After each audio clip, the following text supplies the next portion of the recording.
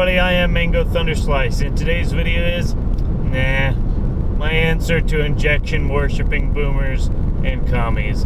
You know, the other day, last week, a person who kind of is in my work network, a boomer, he's a pretty successful guy, definitely has built a number of, businesses and done pretty well for himself in life, comes into my office and basically just kind of like out of the blue, well, first of all, he asked, how's the family? And while I was actually answering the question, he asked, are you going to get the vaccine?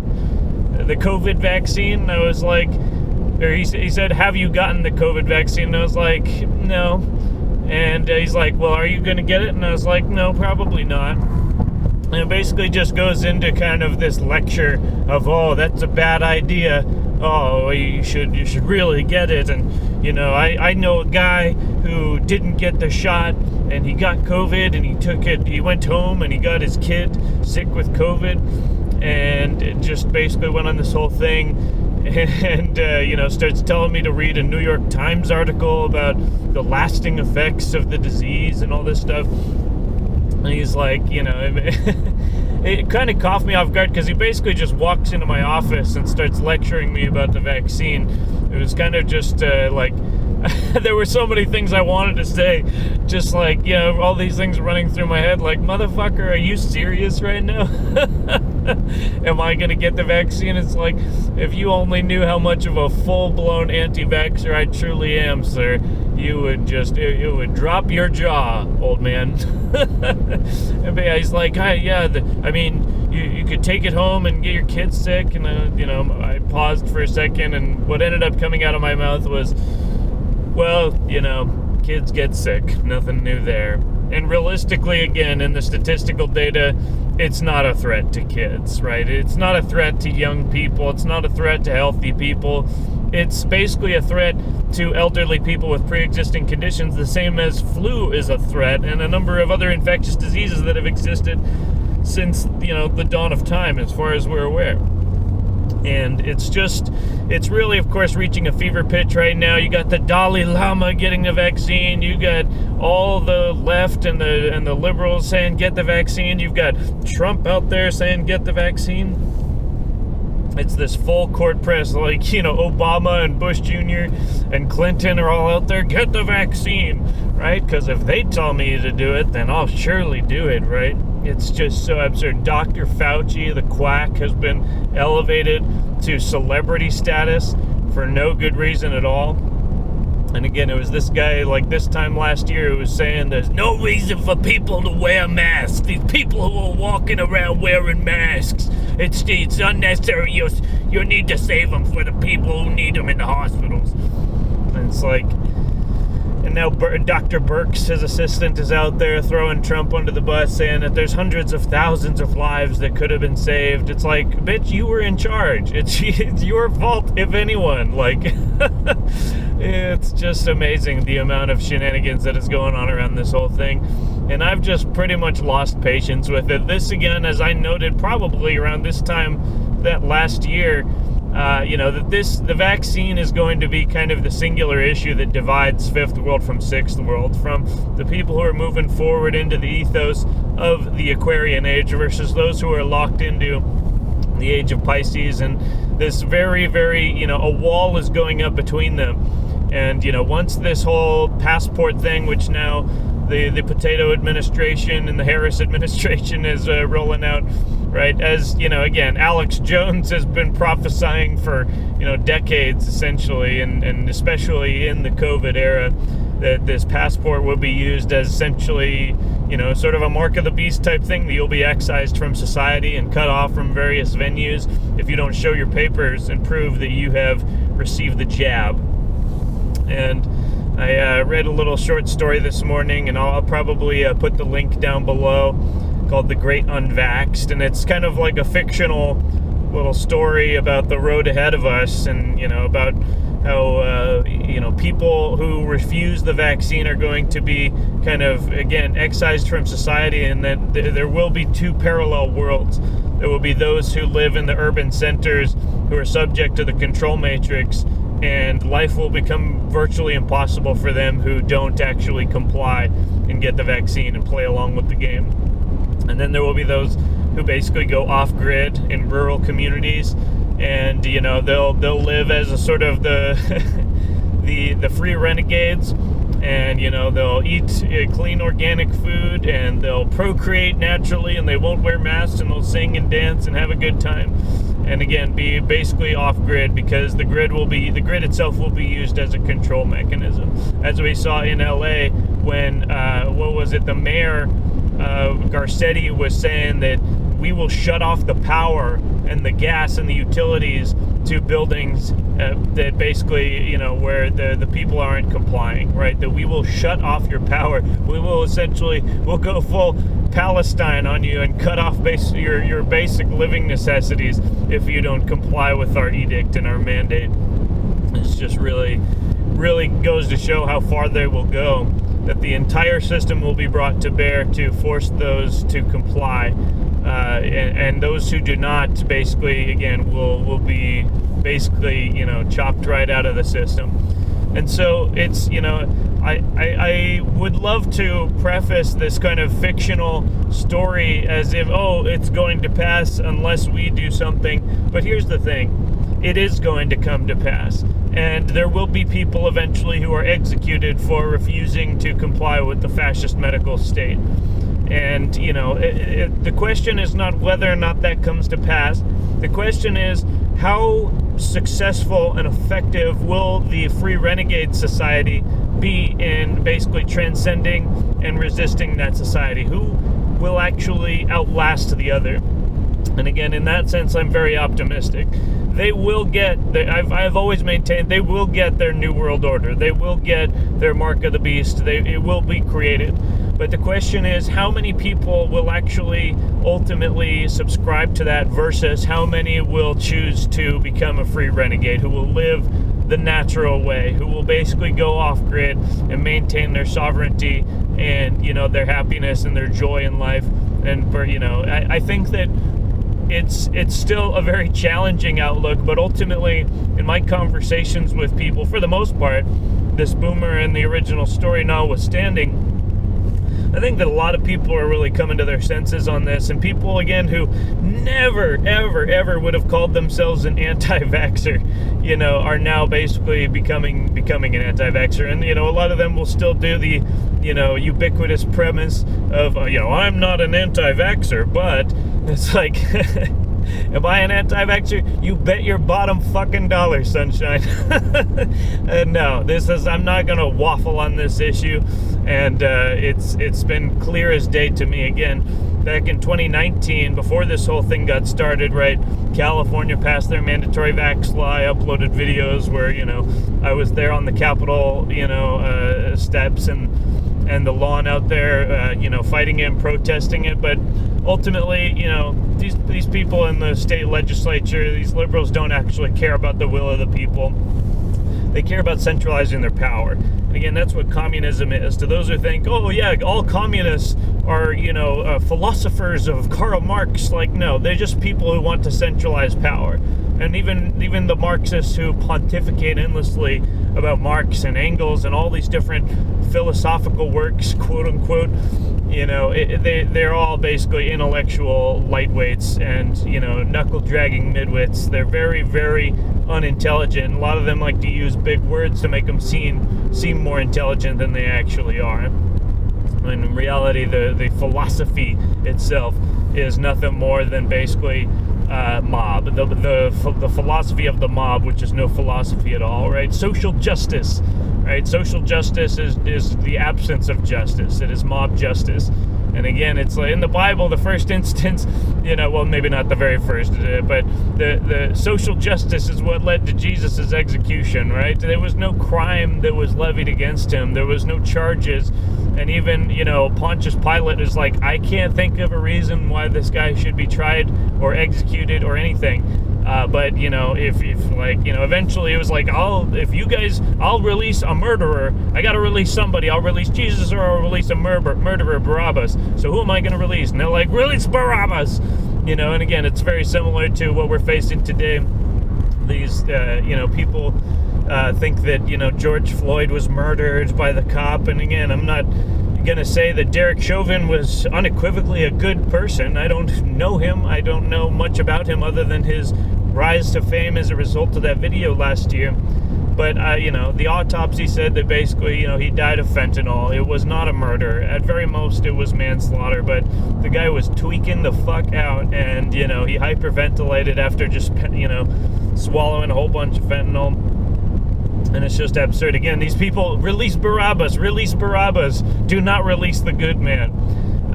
That's essentially what we're dealing with today. Non-crimes have become crimes.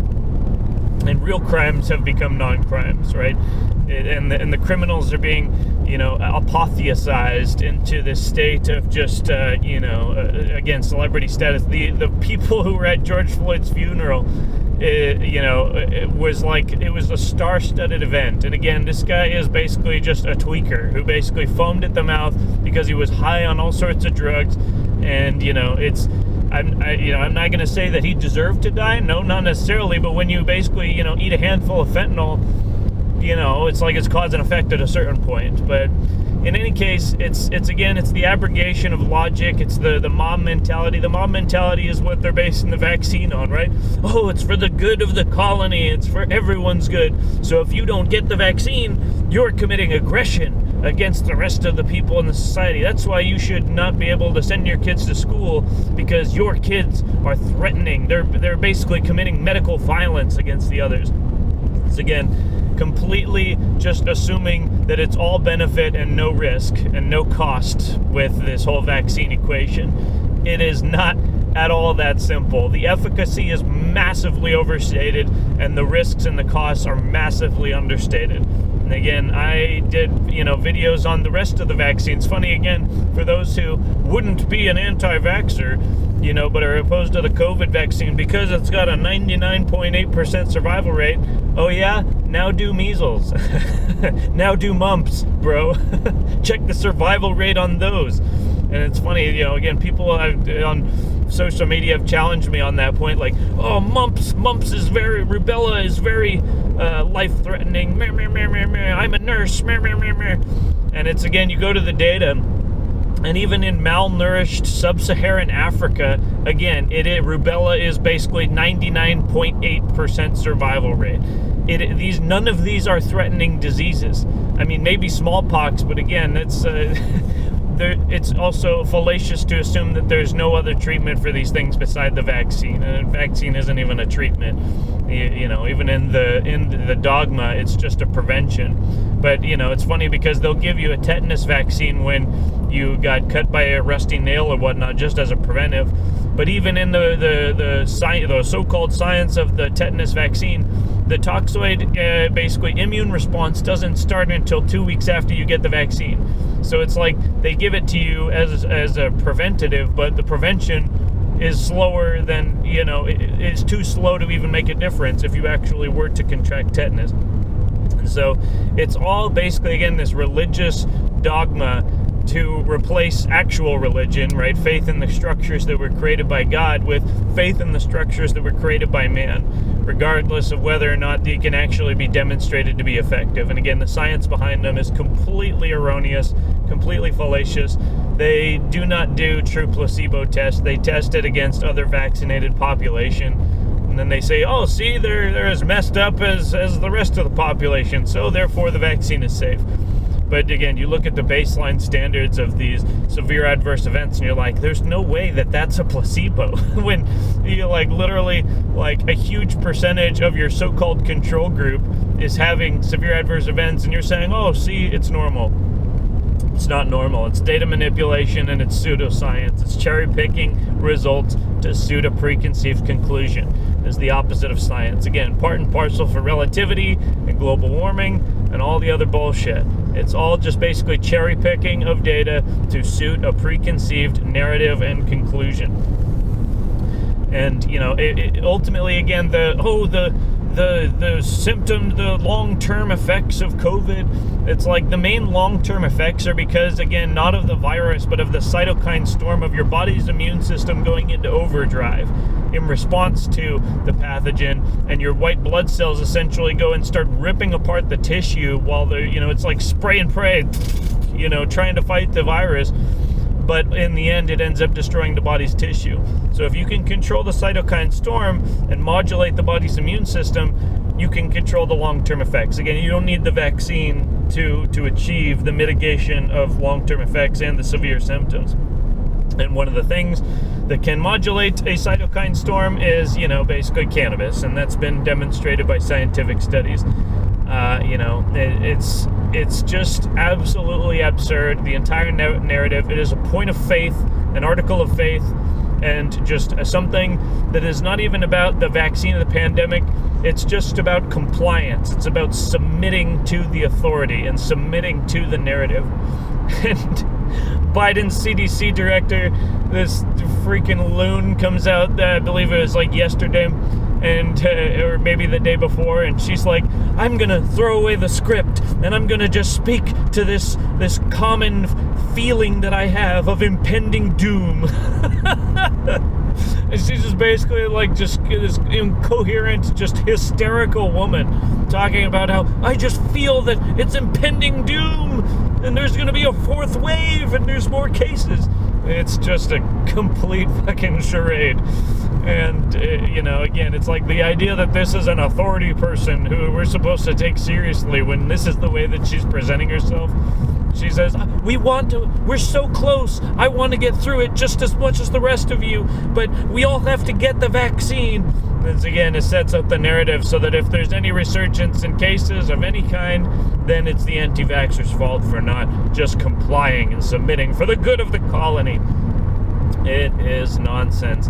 And again, once something escapes containment, the only inevitable outcome is that it becomes endemic, right? It becomes a part of the population, and as it circulates, the general herd immunity, as it used to be, was just a result of people's immune systems on a collective scale gaining sufficient antibody resistance to these things so that, yes, they are a part of the population, they are endemic, but ultimately the symptoms aren't deadly. I mean, with COVID, maybe they were deadlier in the first few weeks of Wuhan in China, but otherwise it's not a deadly disease. And again, the people who die from it, it's not random, it's cause and effect. If you don't live a healthy lifestyle, if you don't build your own immunity on a basic fundamental cellular level, then when anything comes through, whether it's the flu or COVID or basically anything else that, it takes a heavy toll on the system, it has the potential to knock the system over.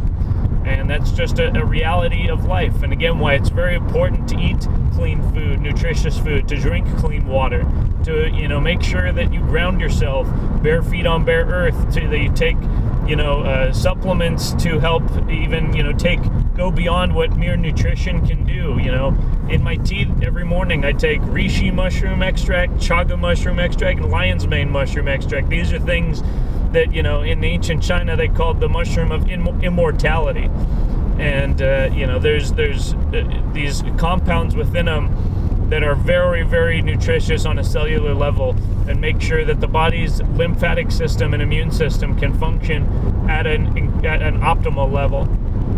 And so, again, I am not afraid of getting the coronavirus. I'm not afraid of my kids getting coronavirus. Again, we might have already even had it.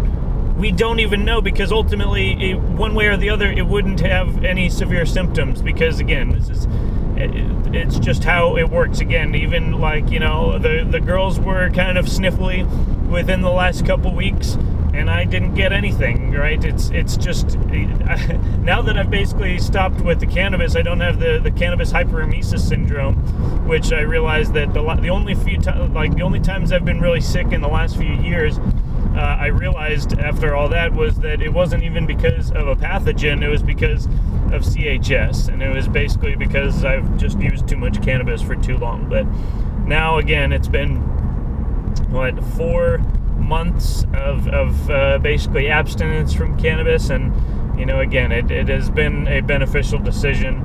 Even if I wouldn't have necessarily made the decision without it being forced upon me, it was a beneficial decision. And at the stage of life that I'm at, it was a good choice and a good call to stop. But ultimately, again, the point is that I have had a strong immune system my entire life. There's a genetic component, but ultimately, I'm never willing to just pass things off to genetics. You always have some aspect of control, right? Epigenetics is beyond genetics. You can turn off and on genetic sequences within your DNA code based on epigenetic stimuli, right? And that's, emotional cues, nutritious cues. Again, all the things that make up your choices have a determination on how your genome is actually expressed. It's not just hard written in stone. It is very much a living code, and again speaks to the perfect creation that God himself imbued within us. And that if we just trust in that and learn the actual structure, again, I'm anti-science. I know more about biology and chemistry and even immunology than all these people who are peddling the vaccine cult and demanding that we submit. But, because the conclusions of these things are, unorthodox compared to the dogma, they'll say that we're anti-science, right? Again, I know more about how the climate works than the global warming freaks. I know more about how relativity and the universe work than the so-called physics PhDs. Again, it's like there are lots of things I don't know. I'm very much willing to admit the limits of my knowledge, but I'm not willing to just put faith in experts. That is the hallmark and basically signature of midwits, of people who think themselves to be very intelligent, but realistically, they don't have the basic critical thinking skills to question the narratives that are being handed to them by people in lab coats with PhDs and all these, markers of authority.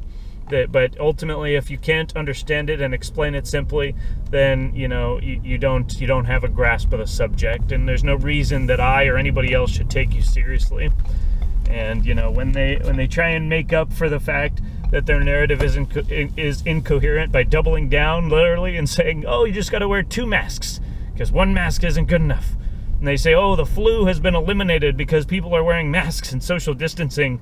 Oh, but COVID cases are on the rise because people aren't wearing masks and social distancing. It's like, and these people, these acolytes of the COVID cult, don't see any contradiction there. They don't see any problem with that logic because the people in authority said it, so it must therefore be true. Right?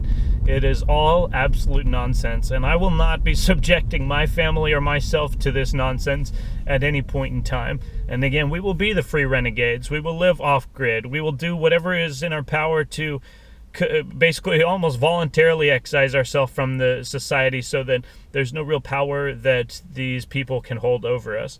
And again, as I've been saying, I encourage everyone else who is of a free mind, and a sovereign spirit to do the same. Because again, if we can voluntarily create that parallel society, and if we can go forward full bore and full force into Sixth World and create that society, and we can make it so attractive on an energetic basis that people want, they're just basically want nothing more than to come and live in our society and leave that parasitic psychic vampirism, COVID cult, medical fascist state that they are wrapping around them in this, urban society around us. That is really what matters. It's not to say that there's a political solution in the sense of like, oh, the federal government, but there is very much a political component of if we can get a simple majority in various different jurisdictions and regions, we can create a very effective resistance. And, I got to hand it again to Ron DeSantis, the governor of Florida, who's come right out and says, yeah, we're not doing any COVID passports. We're not doing any vaccine passports. It's not going to happen. That's not, what Florida is about. If anybody wants to get the vaccine, we'll have it available. But we are not mandating it for anyone, and we're not instituting any passports. And basically he's using his, executive authority and urging the legislature to basically make it forbidden that anybody can forcibly restrict people from a private business based on, whether or not they have their COVID passport. And again, it's like, even if Trump were to run again in 2024, if DeSantis is also running, I'm going to most definitely have to go with DeSantis, right? Those last few days in office really kind of killed it for me for Trump, and his deference and obeisance to the vaccine regime, I think, is what led to him getting thrown out of the White House, and I think he's still playing the game, and it's kind of disgusting to me. Again, the fact that all the most disgusting people in the world hate him, I still love him for that. But ultimately, you know, beyond just the stand-up comedy aspect and the reality TV aspect, it's coming to a point where we need people who actually understand the principles of freedom and aren't just there to wave a flag and, you know, posture as if they're for freedom. And that's where I think that Ron DeSantis is doing a hell of a job. You know, again, taking action against big tech, you know, basically just checking the COVID cult right in the mouth, and a number of other things that are very, very respectable. And we need more people like that. And whether it's at the county level, whether it's at the state level, if we get a significant amount of states and even counties to go against these structures and to nullify their effect, right, it will be a very useful component in preventing this medical fascist state from coming to be. And, you know, even if they have their globalist organizations to try and ram it down everyone's throat from the top down, again, the power is held from the bottom up, not from the top down. And eventually, they have such a rickety system that, you know, it is a game of attrition. We will outlast them, we will outlive them, and we will outwit them at every single turn. And again, if we have all of the sovereignty and control over our energy and food and water and all the different utilities of life, you know, then we can last a long, long time while they crumble from the seams and from the core. And so that's my video today. Do not trust the COVID cult, but proceed forward into sovereignty, my brothers and my sisters, and we will talk more about this soon. Cheers.